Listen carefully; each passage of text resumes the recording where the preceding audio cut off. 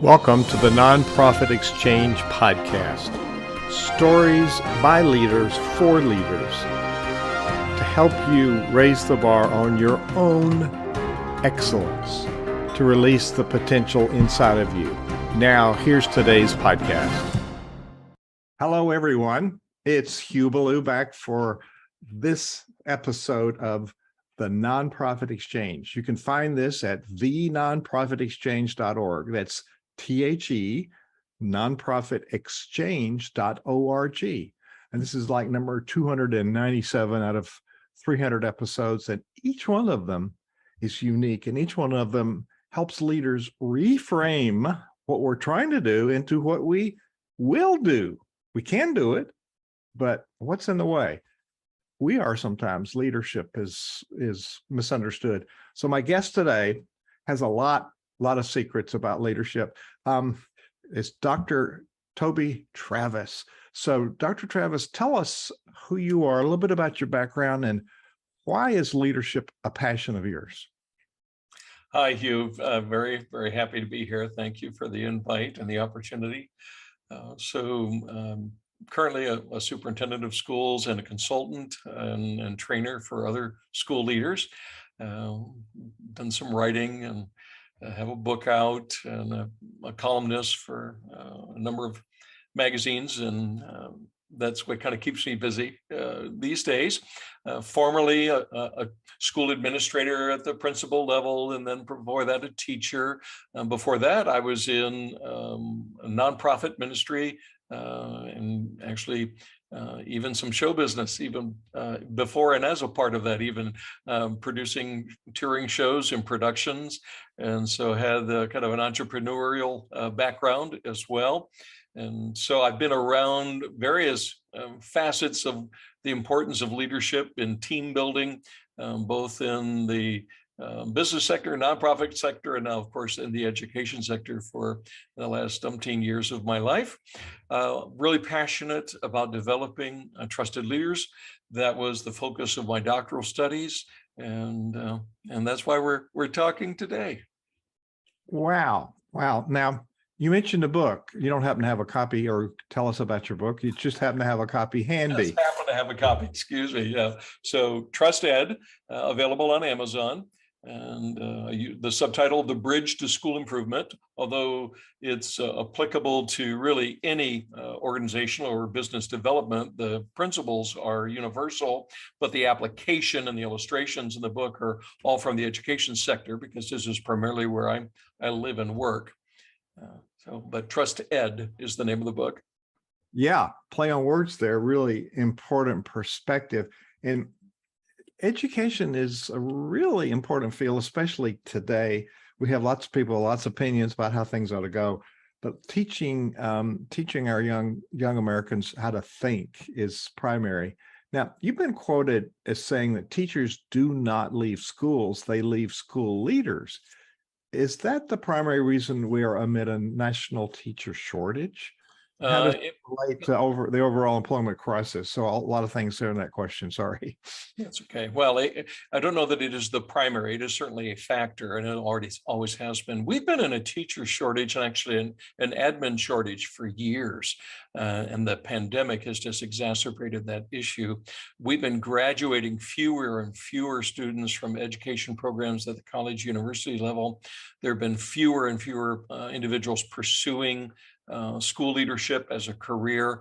And so that has been a long-standing problem for years, and really not just here in the U.S. It's a problem in the UK, a problem in Latin America. So it's not unique to what we're experiencing here, but it has certainly been elevated as a crisis. And largely a crisis of leadership, because when you look at the schools and school systems, or even the private or charter sector, where retention is not an issue, and you're like, okay, why are they able to retain their staff? Why are they not being negatively affected? What you find is, well, there's high levels of trust in their leadership. And so folks want to stay. They want to be there. And it's one of the correlations that we see and found in the research. When there are high levels of trust, there's high levels of retention. It's one of the key factors that we see in the benefits of being intentional on ensuring there are high levels of trust and taking intentional steps to make sure that stays in place. Trust, leadership, communications are all based on relationship, aren't they? Oh yeah, it's all about relationships. Yes, always. Now, a couple of books come to mind. This is an old book.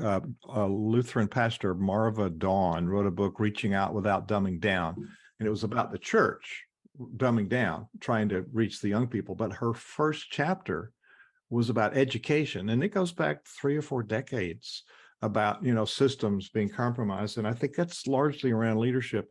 And then certainly Alfie Kohn, Kohn, writes about leadership and has some very pointed things to say. So to either those paradigms, like we're dumbing down to reach a lower common denominator, which is also Alfie Kohn, he's not a fan of standardized testing, shall we say. So in either of those factor into leadership where you sit? Well, it can, and it certainly factors into the climate and the learning or work environment that we're creating for schools and for educators and for what students are experiencing as well. We can go down any number of paths here. Standardized testing is a hot topic. Is there it depends on how the data is being used and what it's being used for. So like, for example, I'm a great fan of a tool known as MAP, Measures of Academic Progress. And you could call it a standardized test, but the purpose of the test is to guide instruction. It's not about, holding kids accountable or teachers accountable. It's all about, give me some data to know where are the learning gaps for this student. So if we're using the data to guide instruction to meet the needs of the kids, yeah, all for it. If we're using the data to award points and dollars to a school, yeah, this is where this gets really problematic and where levels of trust go down. Well, that's true. And that's where leadership comes in, because there's wisdom and discernment. There's a lot of factors to leadership. And I guess we're working on the intellect. And I'm not a fan of IQ tests, because basically we're measuring memory comprehension. And Joy Guilford had structure of intellect, which measures multiple dynamics, if you could talk, multiple dynamics of intellect, problem solving, creative thinking, et cetera. So right. What is as a leader, what in education? Now, what you're talking about is specifically about education, but it's not uniquely different from what's going on in corporate America or the church or the nonprofit world, is it? Right.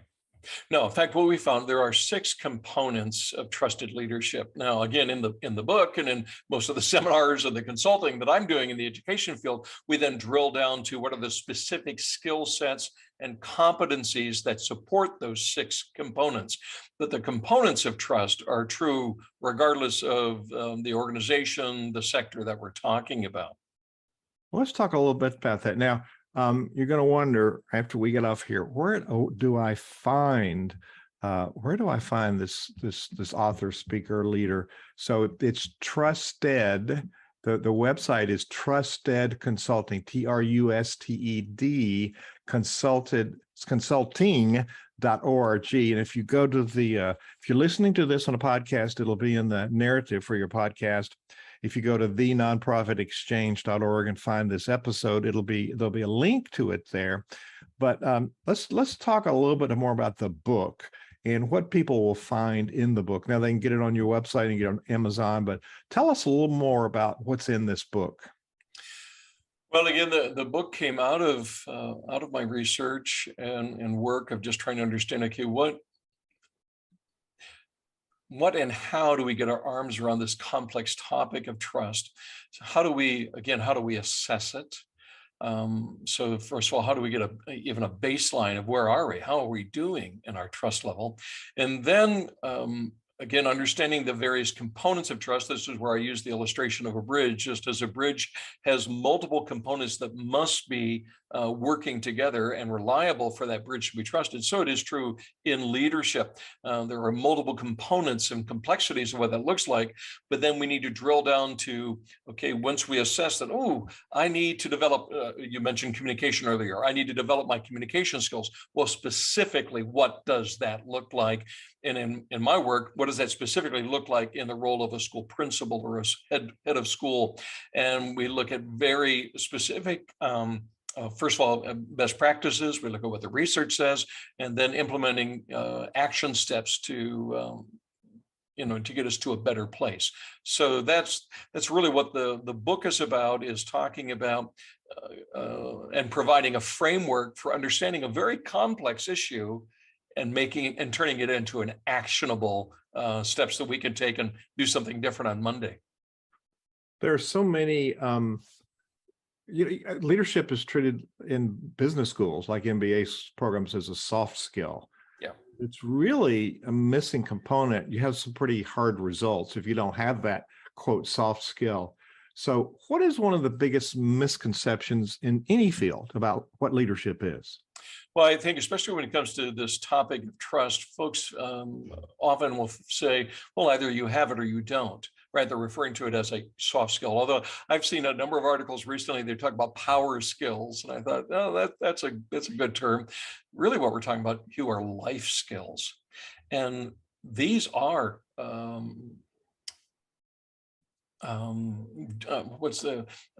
we have the ability to develop these. It isn't you either have it or you don't. Now, some people are more naturally gifted in some of these skill sets and competencies, but they can all be identified. We can now measure them. We can literally use data now to drive improvement plans. If we can identify if a leader has listening skills or not, and if they don't, we know how to train a leader to develop the skill of active listening. I mean, that is a skill set. It's a competency that we can develop. And when we do, our leadership gets better. Where does awareness fall in? Oh, yeah. Where does awareness come into the picture? That's the first step. It's always the first step. And, I'll get a call or somebody will ask me, so, I know somebody needs help. Can you, well, I can help them if they want the help, if they recognize they need the help. But until a leader is at a point where they can be reflective, where they can allow others to speak into their lives, I use a 360 assessment with the school leaders that I work with, and just being at a point where you're okay with allowing your employees to assess you and your performance. That's risky behavior, right? And yet, taking that risk also builds trust, by just saying to my employees, okay, tell me how I'm doing. Let me have it. That willingness to be self-reflective, to be humble. Collins, I'm sure you've read Jim Collins. I'm a big fan of Jim Collins. His level 5 leader, mission passionate and humble. I mean, those are the two key characteristics of his top leader. Well, that's the same thing we're talking about here. Where does that come in? It comes in at the beginning. And if it's not there, you're going to have a hard time seeing any kind of genuine or real improvement. So where's the plateau? When do you make it as a leader and you just glide forward? I'm not sure I quite understand your question, because I don't think that exists. All right, that's my point. Yeah, I love it when people say, I read the book, I don't need leadership, I need something else that's tactical. But it's the implementation piece. Well, and all the pieces you're talking about, there's so many facets, and really people need somebody like you or me to help find those blind spots. And I find, I'm a leadership coach, I have a leadership coach, and that's imperative for me to have somebody to give me feedback and find the things I can't see about myself. So it's really important to have a sounding board like yourself, isn't it? Yeah, absolutely. It's one of the first steps to, I believe, success as a leader. Again, is this idea of always being mentored. I'm always encouraging those whom I'm mentoring. I'm like, who are you mentoring? It's the old principle in teaching: who learns the most, the student or the teacher? The teacher, right? So I want to always be mentoring, because in my mentoring of others, I'm learning and I'm being self-reflective, and I always want to be mentored, which means, no, I never arrive. I am always getting better. I'm always developing, Lord willing, in my work and in my practice and in my life. But that comes through pouring into others, as well as being receptive to what others have to pour into you. continuous improvement is a corporate program, continuing improvement is a personal goal Mhm. for me. And Yeah. I'm 75. I've learned more in the last year than I did the first 74 years. And it's just a joy to get better at what we've been doing a long time and then share with others. So leaders set up problems or have unexpected consequences to their decisions. Sometimes those problems create a barrier with or disrupt the trust. So talk about how we inadvertently set up problems. And then when we do, is there a way to go back and restore trust? Well, transparency as much as you're able. Now, sometimes, as I'm sure you know, in leadership, there may be confidential matters that have negatively impacted a project or a program that we can't be transparent about because it's a private issue with an individual or an employee. But to the greatest extent possible, we want to be transparent and we want to share as much information as we can with those that we're working with. We want to own certainly our own failures. So when we've blown it, when we need to be the first to acknowledge it and say, I really thought I was going down the wrong path, going down the right path here, and I chose incorrectly. I own it. And that transparency is again a great place to start. How is trust built and how is it restored is really the same. The two questions, same answer. Make a promise, keep it. Make a promise, keep it. This is how trust is restored. So after we've blown it, and so in my coaching sessions, Hugh, I'll often talk with a leader. I'll say, okay, what promises can you make, or what promise can you make to your employees or those whom you're leading in the next few weeks, or certainly no more than a month or two out, that you can deliver on that will be to either their benefit or the organization's benefit, or whatever it is that they are doing, and what can you deliver on, and make the promise and deliver and keep doing that. And this is how trust is restored. It's not fast. It takes time. It takes consistency. And what we have found, again, going back to the research on this field, is trust can be restored. One exception: if a leader has made a blunder and they own it and they seek to restore trust in the relationship, but they make the exact same mistake again, the percentage chance of them actually being able to repair trust after that second infringement, it's almost non-existent. It's time to pack it up and go find another adventure to engage in. But if we are careful to create structures and accountability so that we don't do that one again, I'm not going to get caught doing that mistake again. No, you can rebuild trust and move on. And sometimes it's even healthier and stronger. Absolutely. What happens in the repair process is so critical. It's not that you had a falling out or had a problem, it's how you deal with it, isn't it? Yes. Yeah. Yeah, I work in a Christian school environment here, and often I've said to my staff, well, what makes a faith-based school or a Christian school unique is how we go through the problems together. Every school has problems. Every organization has challenges. I mean, you put 1,000 sinners on a campus, we're going to have problems. What makes us unique in our faith community is how do we go through this problem together? How do we resolve this together? Do we hold to what we really say we believe? Are our values lived out? And that's true whether we're talking in a religious environment or not. It's key to organizations and businesses that we know what we believe, we know what our beliefs, what our values are, and then we consistently live out what we do in our practice based on those beliefs and values. Absolutely. Absolutely. And I'm surprised how few leaders I interview in an intake process for working with me, how few of them can clearly identify not only their organizational values, but their personal values. And how are you going to know if you're in alignment if you can't specifically identify them? Those are crucial, aren't they? Yeah, exactly. Exactly. So you spoke about transparency. Brene Brown writes about vulnerability. And so those are two related. It's not the same thing. So I work with some power leaders, and one guy says, I'm going into my executive team and there's some things I don't do very good. How do I handle that? I said, well, why don't you just tell them? Silence, silence. He says, I can't tell them that I have weaknesses. Silence, silence. And I said, and you think they don't already know? So we try to hide things from people, and they're going to say, I want to show him, I'm going to show her. So the vulnerability doesn't mean you're a wimp, but to talk about vulnerability, transparency, then I'm going to go back to the accountabilities, but talk about those. Those are strong leadership capabilities, I believe.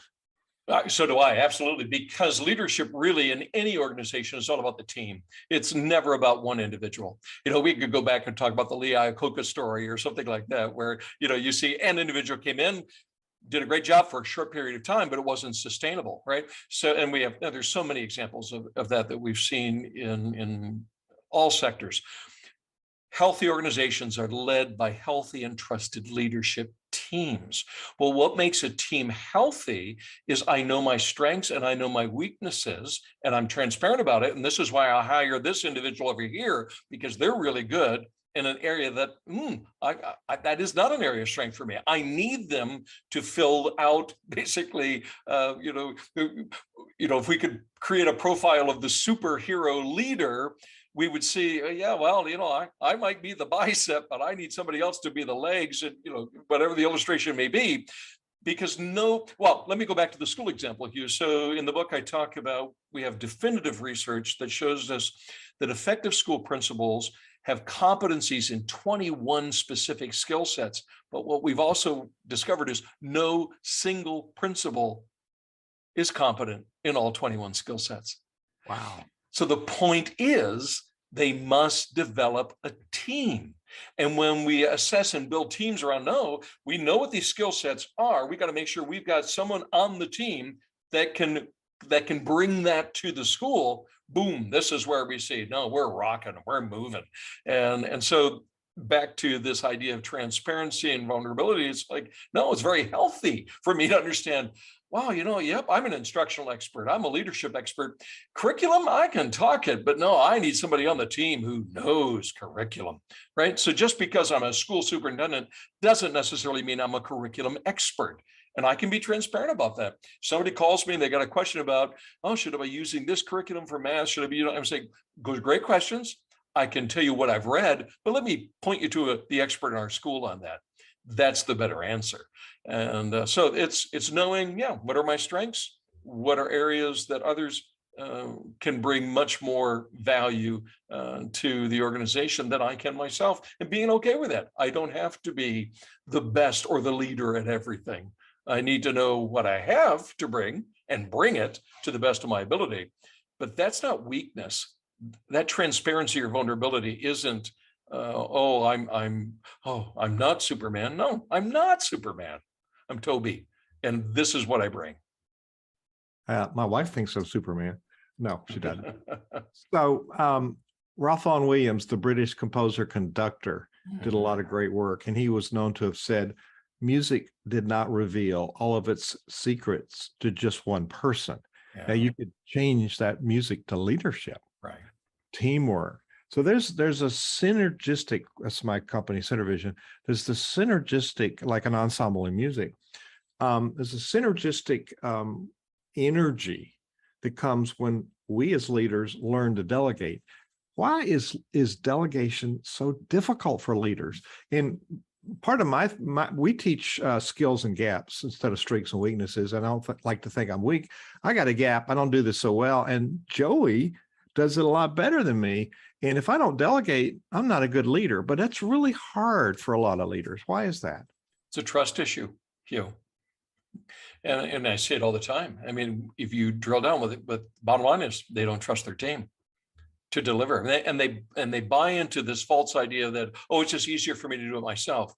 Well, you may perceive that it's easier, but it is not what is best for the organization. And it's certainly not what's best for developing your team. And what you're setting up then is not sustainable, because then it's all about you. And when you're out of the picture, this is, the organization is going to take a nosedive. And the problem is, and I often have challenged leaders on this, I'm like, when they're fearful to delegate because they're concerned for that person to be able to deliver, I'm like, well, then why did you hire them? If you're not going to trust them to do their job, why'd you hire them? You're wasting your time there. If you can't trust them, let them go, find their happiness elsewhere, and hire someone you can trust to do the job. Well, and then set your benchmarks, set your thresholds of when you need them to come back to you. But you delegate, you don't abdicate, you delegate, and then you support for their success. But you tell them where you want this to end, but you don't tell them how to do it. And treat them as professionals and let them go. And if you can't, then you've hired the wrong person. Yeah. So what you just outlined are deficits in leadership. And from where I see, so if we can't define the end result, we can't share the facts and support that person and get out of their way. And the failure is not only theirs, but it's the failure to lead. Now, you talked a minute ago about setting up systems so that you know when people report, where you are in a project, and you can do that without having to be there all the time. So how do you start creating? We don't tell everybody what to do. We tell them what we want at the end. Is that what you're saying? Here's the result. You want to define the what or the desired end. Right. So this is our desired end. This is our desired future on this project or whatever it is we may be working on. I would also counsel you do need to identify thresholds, meaning, okay, once they get to a certain point in whatever the task or the project may be, this is where I want to check in. Okay, I want to hear about how you're doing here. But in the meantime, how you get it done, go. Make sure you stay true to our organizational values and beliefs and structures. But you figure that out. And if you need something beyond what you have access to, well, then, I want to be a resource person for you. I want to help you problem solve, come back and talk to me. But otherwise, no, go get it done. You heard it right here. He just gave you 1, 2, 3. And Toby, I think it's in your book. Is it how to delegate, how to set up? Yes, it is. Yep. Yeah. Oh, how did I know that?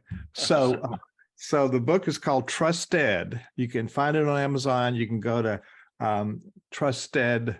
What's the website? Trusted. Well, you can go to trustedconsulting.org or trustedschool.org. Get you to the same place. Great. Trusted School or Trusted Consulting, both are .org. And are there other checklists or guides in the book that would help somebody? Oh, yeah, all kinds. Right. Oh, really? I like that. So what are some other things you'll find? We talk about email. This is a popular one. I've seen this change school cultures, actually. One of the things that we talk about is never use email to solve a problem. Never use texting or email to solve a problem. In fact, I counsel every organization that I work with you and the schools that I've led over the last few years. It goes right into our grievance policy of the organization. You may not submit a grievance via email. Now you can document it, but if you submit it via email, the only response you're going to get is, thank you, set an appointment, let's talk. I will not engage about the problem via email. And what we have seen is that leaders who will discipline managing problems by valuing relationships and face-to-face conversations increase their level of trust tremendously. And they just don't get sucked into this texting thumb culture of bashing people and saying and having things come out of their thumbs that would never come out of their mouths. And so there's those types of tips as well for what are specific behavioral changes that we can make in our daily practice to increase our levels of trust. That would require that we manage and discipline ourselves, wouldn't it? Yes. Indeed. It begins with us. Yeah. Things escalate so fast like it's a non-personal setting on email or text. Right. And really, research I've seen says that only 7% of a message is in the words anyway. So you're not getting across the whole, you're missing all of this emotion in the face and the personal touch. So Right. you're not really getting the message across. You just think you do. Exactly. Yeah. So one other thing I wanted to hit before we run out, we're at the end of the time, but I made up the rules. I can change them. So I want to talk a little bit about, we talked about why people leave. I had a highlighted question here. 70% research reveals that approximately 70% of school improvement initiatives fail, like it does in other industries. Why is that? And is there a connection to trusted leadership in that? Yeah. Yeah, that is an interesting stat, Hugh, because it holds true not just in the school sector. 70% of new businesses fail. So for entrepreneurs that were listening and watching, right, it's the same stat. 70% of business improvement initiatives fail. It's the same stat across sectors. And then when you dig in and figure, okay, why? What the literature shows us, it's almost always about execution. And then when you dig deeper to figure, okay, what is it about the execution that fails? It's leadership. Yeah, we're back to John Maxwell, right? Everything rises and falls on leadership. And so this is why I am always on this mantra of we must take the time and the investment to assess our leadership team's trust levels, to ensure we are building continual improvement of those levels of trust through personal, professional, and systems development of our organizations and our schools. Because if we miss that, nothing else is going to work. You know, a common complaint in the school world, Hugh, and I'm sure you've heard it in others, you know, is, oh, we're always doing something new. There's always some new initiative, right? It's always, they've got this new project, this new practice. They're always changing things up, and it doesn't last or it fails. Well, why? Because they're not taking care of the root issue. And the root issue is trusted leadership. We've got to make sure that's in place first, and then we've got to protect it and ensure that it stays in place. Or 70% of what we're going to be trying to launch in that organization, no, it's not going to come to fruition because we're missing the key stabilizing factor to all improvement initiatives. Absolutely. And another 70% is the Gallup survey that says 70% of the workforce is either disengaged or actively disengaged. And so that's in the same thread of relationship, isn't it? Yeah, right. Yeah, the number one factor of teacher engagement is trusted leadership. The number one factor of student engagement is their relationship with their teacher, right? So these are all trust issues. So, and there's a direct connection, right? For the student to be engaged in high levels of achievement, there has to be a trusted relationship with the teacher. For the teacher to be engaged, there must be a high level of trusted relationship with their supervisor or their school administrator. I mean, it's a direct connection to student achievement levels as well. There's no difference with the corporate head or corporate leader, division leader, or the pastor or the nonprofit leader. There's no difference, really. And so I said that was the last question, but I lied. I got one more. You got time for one more? Well, yeah, I do, but let me just make a mention, if I may. There have been major studies on innovation, both in the education and the corporate sector, and it has the same conclusion. The number one factor driving innovation is trusted leadership. So if you want high levels of innovation in whatever your organization is, it is all about people feeling trusted to fail. Because when they feel like, no, I can take a risk in what I'm doing and be supported, then you have higher levels of innovation. So it's key to so many ways that we can measure this. Well, I think you pretty much addressed it, but see if there's any more you want to say about this last question. You know, the higher level performance, I call it higher functioning. The higher functioning leader inspires higher functioning teams. And so there's in conducting, and you shared with me that you did middle school band. That's pretty hard work. You don't turn your back, do you? So it's a level of influence, and famous conducting teachers say what they see is what you get. So the culture is a reflection of the leader. So a lot of these things you're talking about are ways to really create a high DNA or a specific DNA of a high performing or high functioning organizations. So give us some more tips on how we can raise the bar on our functioning to be able to raise the bar on the functioning of our teams and the organization, and how that has impact on students, on our donors, our volunteers in nonprofit, our members in churches. We impact people's lives. So how is that important, and what's the thread there? Well, one of the things that we have found true is the more that we extend trust, the more we're trusted. So there's this reciprocal element of how trust works. So one of the exercises I often do with schools, organizations, or challenge them to do on their own, go through your handbook, go through your policy manuals, and see if there's any policy in place within your organization that is grounded in an assumption of distrust. Are you systemically creating a work or learning environment based on the fact that you don't trust students, or you don't trust teachers, or you don't trust employees to do the right thing? When we do that, we're actually getting what we're creating, right? So think about it. Often what will happen in an organization, some employee, or in a school setting, a student has done something they should not have done. And what administration does in response is they create another policy that literally penalizes everybody. Yeah. So it's that old, penalizing everyone for the sins of the few. Well, this builds distrust. This is an assumption of distrust. So, and I realize we do, in some settings, you need accountability structures, but those should be minimized. Or again, I would say in the hiring protocol, if you've got to have so many structures in place to ensure your employees are doing what they're supposed to be doing, you have hired the wrong people. And again, how does it go back to things like student achievement? No, the more we empower students to own their own learning and trust and support them to do it. So you've got to have that as, teachers functioning as guides of self-discovery. This is where we get the highest levels of engagement of students. And again, back to that statement I made earlier, the more engaged a student is, the higher the levels of student achievement. And we've seen the same thing in the workforce. The more engaged an employee is, the higher the output. But it largely comes back to, has trust been extended to them to work as a professional? Are we trusting students, with their learning?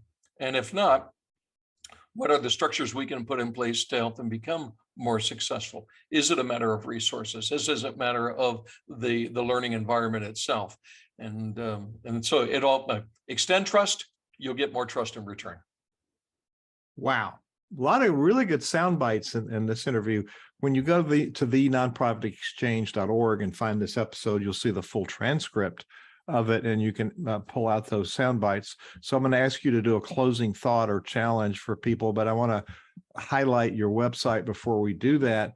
It's trustedconsulting.org, and on here there's an About tab, and there's a Contact in the pull-down menu. You can reach out to Dr.